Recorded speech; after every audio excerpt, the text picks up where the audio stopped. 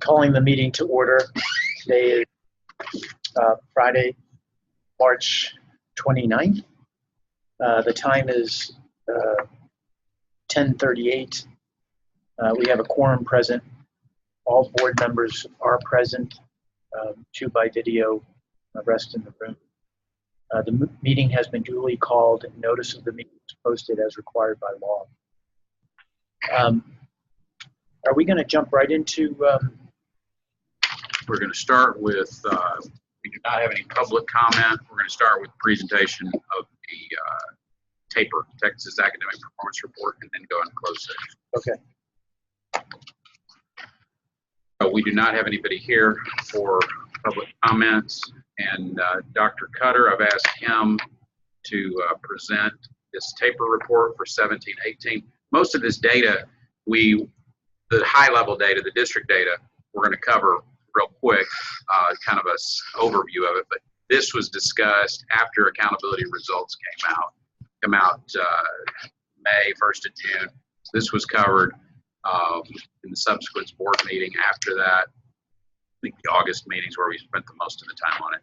But this is a requirement in statute that you actually have a public hearing, which is what this is today, that we have printouts if there would be hear from the public.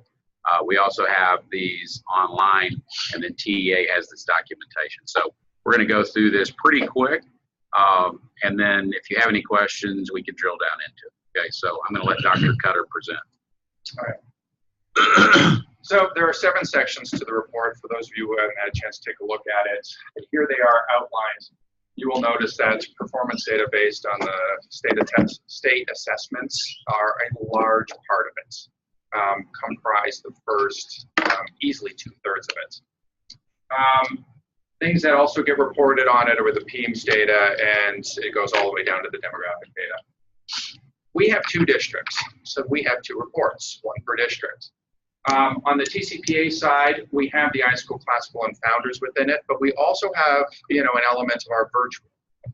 On the other side, we have the rest of virtual with our premiers. So that's the data that you'll see when you're looking into it. As Chuck said, we actually use this data is what is used to calculate the ratings that you guys have seen over the last year. To remind you, here's the 3 areas in the overall grade that we received at the end of the summer for our premier high school district. Next one you'll see is the TCPA. What's very important, and I'll review this just briefly, is on the next slide, we have 3 areas. So as you look at this data, I want you to be very mindful that the percentages are cumulative. They report on 3 of the 4, approaches, meets, and masters. So when you look at the approaches, and I gave you an example here, if it says 60%, that 60% includes approaches, meets, and masters. And if you look at the meets, that's meets and masters combined. So if you want to do the math in your head, if 16% of that was meets or was masters, then that meets and above 20 would be how many were just in meets. And if you take the cumulative of approaches, only 24% were in that approaches. They don't give it to you, but you could do the math. You have to do them all separately, but 40% didn't meet that threshold that approaches are above. That makes sense? So as you look into it, and we'll show you, keep going, yeah. This is some of the data you would see. It's not the format you would see it, because quite honestly, in the report, it's just presented to you. What I wanted to show you is we actually look at it 2 ways immediately. We look at it like this. Now, this is data taken from it, presented so you can see how we look at it. First of all, we look at it longitudinally. We want to see if there's any sort of trends in terms of how we're doing. So you see 17 data, you see 2018 data, and I've added the state as well, because that's the second thing we look at. Well, how are we doing over time? How are we doing compared to everybody else, right? This is Premier's data, and these are just the 5 high school end of credit exams, those EOCs for English, English 2, Algebra, Biology, and History. We go to the next one. This is what it looks like for the TCPA side. If you look, you will see that our data looks pretty static. Both of these charts I've given you, against 17 versus 18. Within, and I'm told this because I do not have a background in statistics, that within that 3% from year to year is the standard deviation of just normal test taking practices. We're in that range for almost every one of these. That tells us we're kind of static in terms of growth. We're kind of staying where we're at. The other thing is, when you look at it against state, certainly for a TCPA, in every single one except for algebra and masters, we are above what the state is doing. So that's a pat on our back. But again, we have to weigh it with the other kind of data points we have. Longitudinally, where we're at, how we're doing comparatively. We'll come back to this in a second for another example.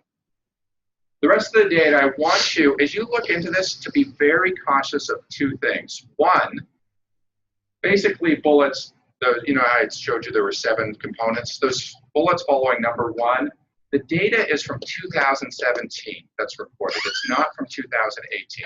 We can provide you with that because we do have now access to that kind of stuff. But for what's published publicly and put out from the state, that's 2017. And if you go even a little deeper, by the time you look at higher ed enrollment and course completion, the data in the report's from 2016. So be wary, just be mindful that some of this data is dated. Next slide. So what I think is more important for us to share with you today is what are we doing with it, right? Well, let's remember, we've received this data in a variety of other formats. Yeah, they put it all together, packaged it, and sent it out at this time of the year, but we had this data at the end of the summer, you know, and that's more telling for us as we start using it to move forward. Second is, how do we use it, right? 3 just kind of general categories. Well, this gives us an opportunity to review practice and the tools we have, including curriculum. It allows us to actually keep it foremost as the highest level of data-driven instruction at the district level, working with our campus leaders. And it allows us to actually target where we're going to push in. We have supports in schools. They have improvements, strategies going on. For us, we have a lot of experts up here. We actually can be afforded the opportunity to be into those schools and actually support what it is they're trying to accomplish. Let me give you an example of that. This was the slide I showed you just a few minutes ago. This is the premier high schools. Now we have over 30 of these throughout the state, right? And they all use basically the same curriculum. Now, although this data includes that virtual component as well, the rest of it is our brick and mortar premier schools.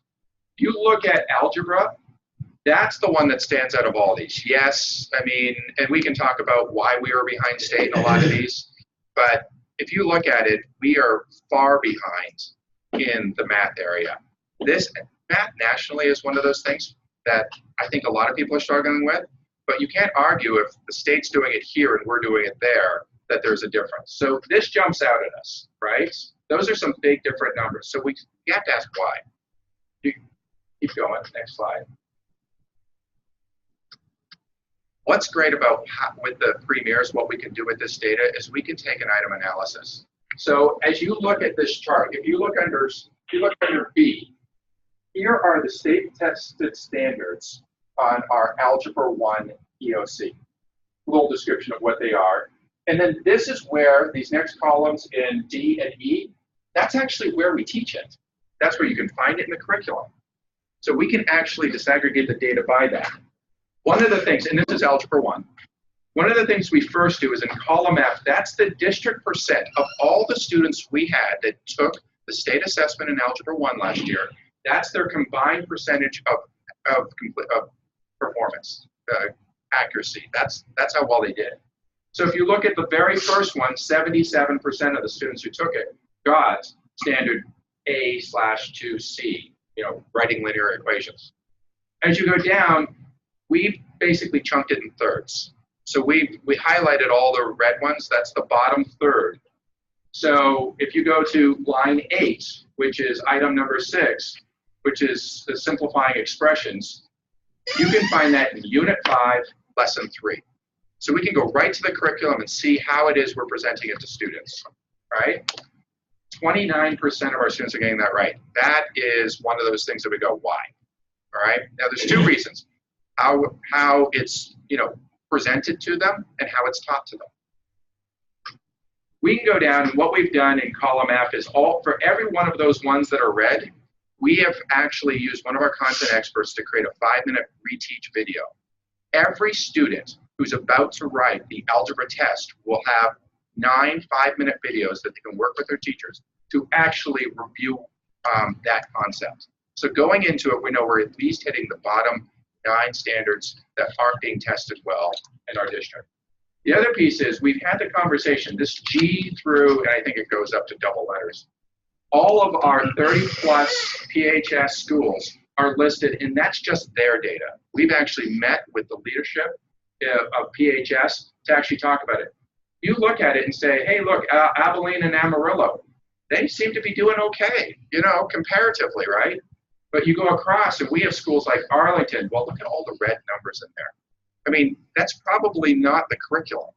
That's probably how we're teaching it at that site. So we've worked with that leadership in terms of how we can improve that, right? So 2 different ways of actually, and this is a very brief overview. We break this data down into 40 different spreadsheets. So this is just my favorite one. So next slide. The next piece of this is number 2 from that slide.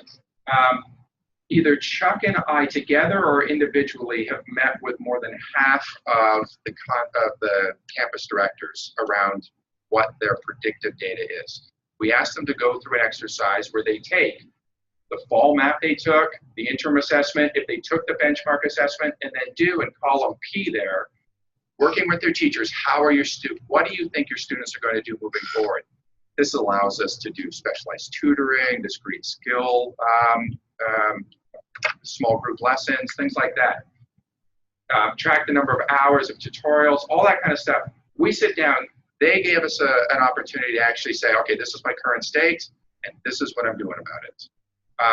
And again, this is the highest level of data-driven instruction. This is coming straight from the district and the campus directors sitting down and going, what's happening? From there, I can kind of circle back with members of my group to say, hey, listen, and this is Arlington. Said, I had a great conversation with the campus director at Arlington. We talked about this. I think there's ways we can actually come together and sort of help them. One of the things we do is we put on a 2-week boot camp. We actually formulate lesson plans, the entire sort of package, and allow our schools to kind of come in and go, this is what we're doing for the next 2 weeks to target some of these areas that we've seen.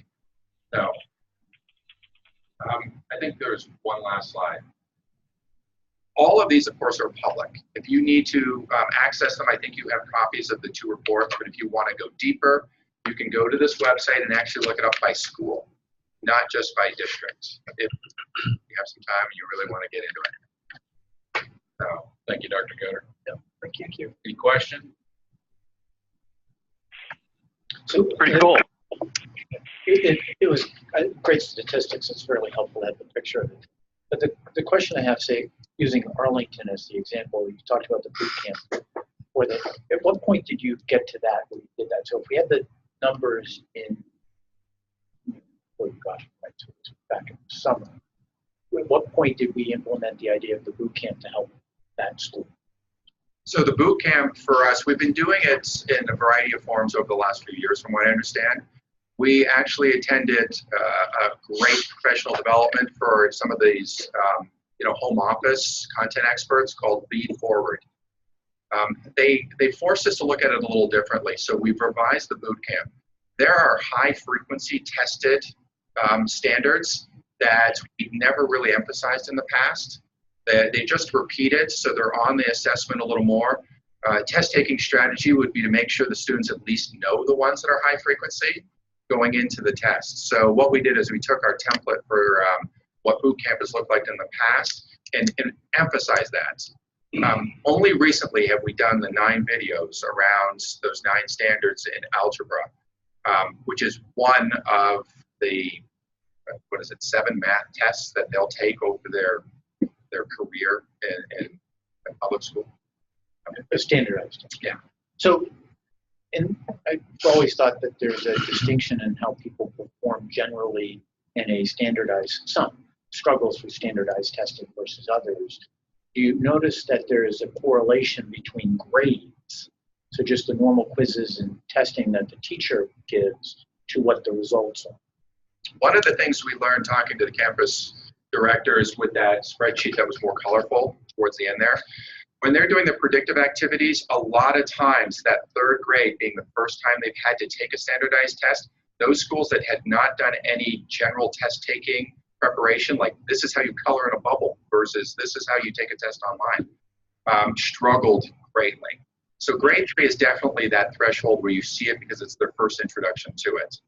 After that, you don't really hear from campus directors that that is as much of an issue because they have that kind of under their belt. Yeah. But we'll also be taking this data and correlating for the quizzes that are built in, and there's a self-test that's built into every unit. So when you saw that chart, you could see which unit covered that concept for a Premier. We're now looking at that on the curriculum side with exactly what you're talking about. How are they doing on quiz and on the self-test, and is that indicative? What do we see related to missing the concept? Like, is it just because we covered it in Unit 3 and that was covered in September, Ago, yeah. and then the test is in May? And we obviously do these prep things we're talking about for the test, but we're looking at that. Yeah. Yep. Anything else? I kind of threw this on Dr. Cutter at the last minute. He has another meeting that's scheduled, so he's going to be heading out. If you don't have any other questions. Thanks, guys. Yeah. Glad you're here. Thank you. Christian. Appreciate it. Thank you. Yeah. All right, guys. Hey, yeah. I'll know that it starts 15 minutes before 10. All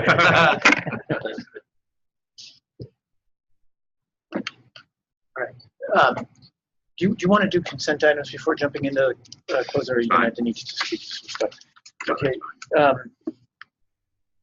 Are there any changes you want to do on the consent items? They're all very basic consent items. There is a number 9, which is property we purchased. That building in Edinburgh is a large building. Maybe 10% of it, Robert, is a doctor. Maybe 20% of it's doctor's offices. There were 2 doctor's offices. And one doctor has, let's say, 10% of the building. The other doctor has the other 10%. So one of the doctors agreed to sell out. We've been trying to buy it for years. So it's thrown as a consent item because it's, compared to most real estate, it's a lower dollar item. It was less than $500,000, less than $400,000. So that's number 9. You wouldn't generally see that, but it's a building we've already purchased and we own 80% of it. So the number 10 is related to expansion. We asked for expansion on both Premier and TCPA side several months ago. The window opens February 1st, ends March, actually April 1st. We are having some issues with the agency with approving our Texas Charter School TCPA amendments, and we are taking some of those and placing them under Premier. Right now, it's just bureaucratic red tape, and it's very frustrating. It's not. There's different levels of people we're talking about, and they're giving us different responses. Most of them are encouraging, like, well, that shouldn't happen, but we don't know why that happened. So we're still working through it. Within the agency, we'll be looking at it politically inside the Capitol once we understand what they're going to do about it, right? They're still saying they're going to approve it, right? Send us a denial of the waiver. We have to ask for a waiver anytime you're below 90% of your schools are met standard. And because the way they're calculating it, they're including our foundation school for autism, which will never have a rating. They take those not rateds and they include it in the equivalent of a bad, right? An IR, improvement required. Again, they say, well, that's not right. We should fix that. They haven't fixed it yet. People have been on vacation. Now they have a meeting with the commissioner a week from yesterday. So they're looking into it. We're kind of holding off what we do politically. But at the same time, to hedge our bets, if you will, we have our team, Michelle, heading that up, submitting under the Premier so that at least we can open under the Premier if we have to. Okay. So that's why that's on there. I wanted to give you kind of that background information. I will tell you more once I know if they officially have just denied the TCPA side and what our strategies are. But those are the only two kind of out of the ordinary things on the consent items. But if you don't have questions about 9 and 10 that you want pulled, then I'm asking you to approve items 1 through 10. Real quick question, come on to number 4, the Pasadena lease. I know this is kind of small, but it looks kind of odd. There's a clause that's $75 per student, and it's retroactive. Is there anything unusual with that? It just looks different than some others. I can cover that. Go ahead. This particular landlord, back it's been maybe a year ago, the school in Pasadena had been growing, increasing in ADA. So at that time, we had asked the landlord to add some additional portables growing. Then we had some issues with back under campus academic. It ended up being IR. So we're not IR, but it's in our Thrive program. Had some issues academically, so we had to start to scale back. So we felt like we had already made a commitment to the landlord. He had invested quite a bit of money to put a couple of extra portables there. So we've been trying to negotiate with him over a period of time to resolve that issue, to make him whole, basically, because we felt like it was the right thing to do for us to go back and make him whole, so that he wouldn't be losing money, basically, on that site. So that was what that situation was. We're still back to making him whole. Thank you, sir. Good question. Thanks for asking. And we, the schools that are considered most successful with Title I intercity populations, KIPP, IDEA, Uplift, and they will open schools that are kindergarten and first grade, and then they will have a 6th grade class. Okay, so they have at least some kids in accountability. That strategy obviously is easier. It makes more sense when you're thinking of accountability. That you're going to have K and 1 kids, that you'll have those that first year, then you'll have 2nd grade before there's testing, and then 3rd grade you have an entire year or 7 months. You have 3 years before they ever take a test that you're prepping. A lot of our strategy is, because we have the agency coming to us and are trying to be responsive, we take over schools and we do turnaround. And so as you do turnaround and you have a K5 or a K8, it's totally different than having a K1 and looping. So with the Thrive strategy, one of the strategies is to operate more like if you were a K1, 6th grade, meaning you don't take in new kids in those testing grades. You limit the growth to K through maybe 2 or K1, right? And then you loop up from. So Robert was referring to that. His pastor didn't know that we were going to limit and not take 3rd graders through 8th grade. So it kept the rent rate low because we build these church leases on ADA leases. If we had a typical landlord, we would be paying them a monthly amount. So yes, it's making it whole. And utilities and everything were included. We did have a really good deal with the pastor. So yeah. So Got it. So makes sense. Okay, any other questions with respect to the consent items? Okay. So I'll make a motion to approve consent items under E 1 through 10 of the agenda. Can I hear a second? Second. Second, thanks, Joe. Anyone opposed? Okay, passing approval of consent items 1 through 10 passes unanimously. It's approved unanimously. Okay, so we're going to go into closed session.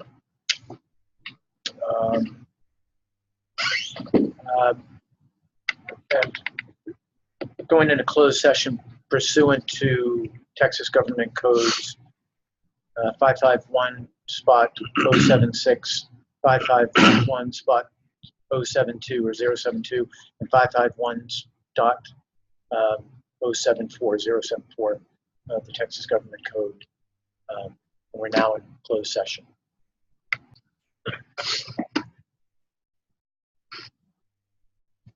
Okay. All right, we're coming back into open session, and the time is just after 1 Central, and all board members are present. So going to make a couple of motions for things that we discussed in closed session. First off, I'd like to move to approve the sale of 500 Parker Square if the appraised value is no more than 15% higher than the purchase price. Do I hear a second? Second. Thank you, Marvin. Does anybody oppose?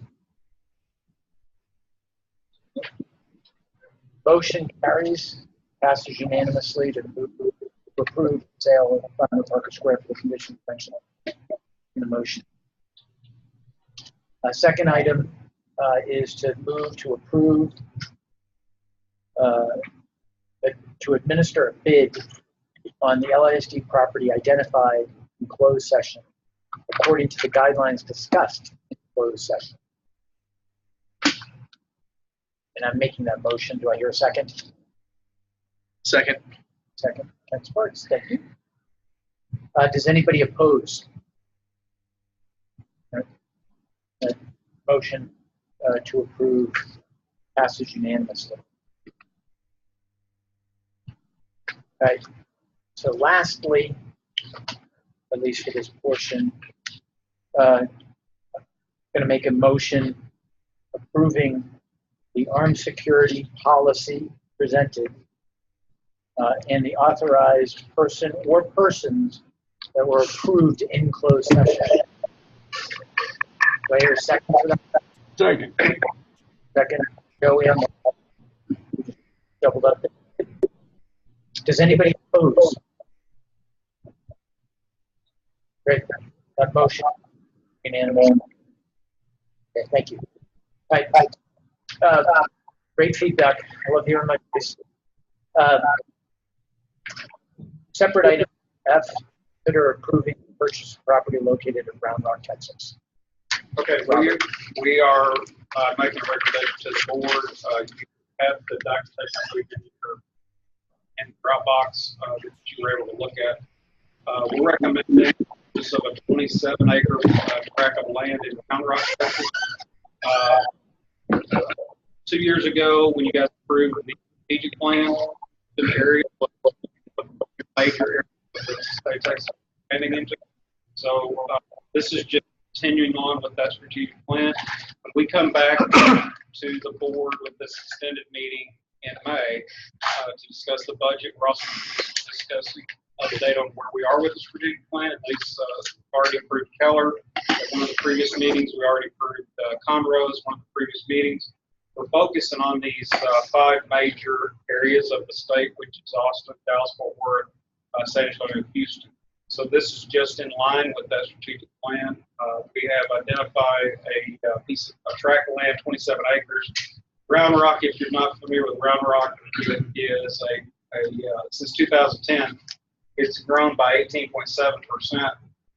Over the next few years until 2022, they're continuing to see continued growth in this area where the school acreage is at.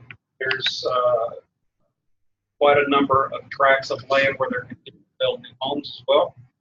So there's projected to be about 5,000 more families that are going to be moving into this part of the Austin area. There's currently 8,100 students that are available K-8 in that area. So we are the amount of approval that we're asking for this piece of land. We were able to negotiate it at $2.67 a square foot, which is quite a bit less expensive than what we spent in Bristol and Flower Mound. So 27 acres. We don't really need the full 27 acres, but since we're getting such a good deal on it, we're going to go ahead and buy the full tract instead of splitting it into 2 tracts. We're recommend purchasing the full tract. It is $3,150,000. So, any questions? With the extra land, any ideas for future, what it might be used for in the future? There is the possibility that we slice off some of the land, similar to what we did in Flower Mound. You know, that corner up there, the actually positioning progress on Flower Mound. There is a possibility come back later, slice off like a daycare or a convenience store or something to buy off the corner of the property. A coffee shop. Coffee shop, Starbucks. Well, I So was thinking ours. as we start to Yeah. lay out the school on the property, we're going to take that into consideration too, is whether or not some of it could be sliced off. We might be able to slice off some development like that. So, All right, so what you're, it's still room for question, but the motion is to approve the 3.15. we'll come back with the cost once we get the cost on the construction cost of the land. This is moving us into contract on the land. We'll still also have due diligence, 90-day due diligence period of home. So we've still got to do all that work, and then we'll come back with the cost of the building. Okay. Any questions? Do I hear a motion to approve the $3,001,000 for the purchase of Bound land presented? Motion to approve the plan. Second?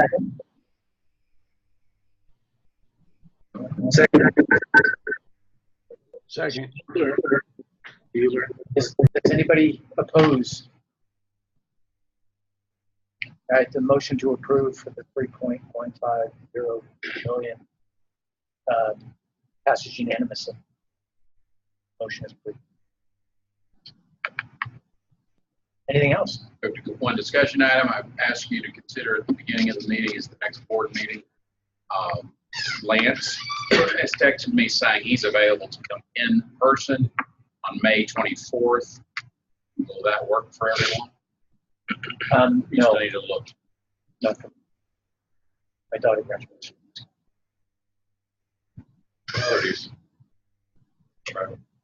We have family and everybody, but I just thought of it. Would another day that week work? Like we could ask Lance and see if that would work. Wednesday work?